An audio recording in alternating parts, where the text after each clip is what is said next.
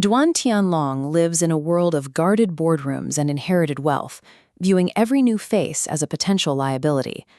Qingling lives in the dirt of a flower nursery, where her survival depends on the sheer volume of her daily floral deliveries. Their first interaction is a logistical train wreck. A botched delivery lands a bruised, messy flower arrangement on Tianlong's desk. To him, it looks like a lack of professional standards. To her, it's a simple address error that she's desperate to fix with a signature. Tianlong reacts by threatening to dismantle her livelihood.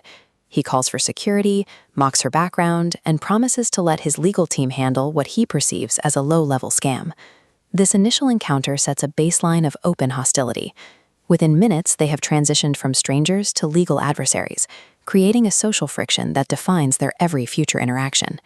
Qingling doesn't retreat. Instead of accepting the loss of corporate accounts, she targets the one thing Tianlong values more than his pride, the success of his luxury hotel project. She reveals a sophisticated understanding of organic chemistry, proposing a natural fragrance system to replace the hotel's standard chemical air fresheners.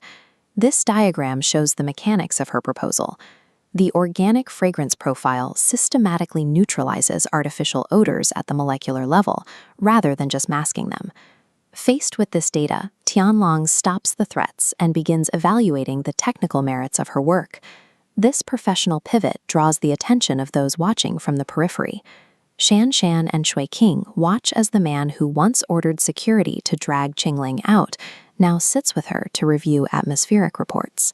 By proving her value within the elite hierarchy of the hotel, Qingling has inadvertently made herself a threat to those who rely on Tianling's isolation to maintain their own influence. Since they cannot argue against the efficiency of Qingling's fragrance system, Shanshan and Xiaqing pivot to a different form of sabotage. They decide to attack Tianling's psychological stability. They reach back into a trauma buried deep in the family's history, a childhood kidnapping carried out by a trusted female tutor.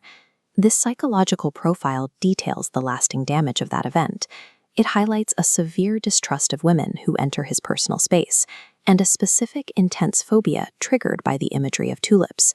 The antagonists plan to use these triggers to end his professional relationship with Qingling, ensuring she is the one who delivers the physical object of his trauma.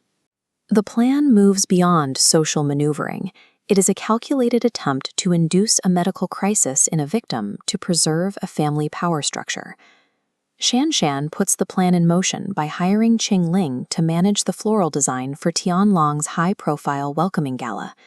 She adds a final, secret request, telling Qingling that a surprise bouquet of tulips is the one gift Tianlong has always wanted to receive in person.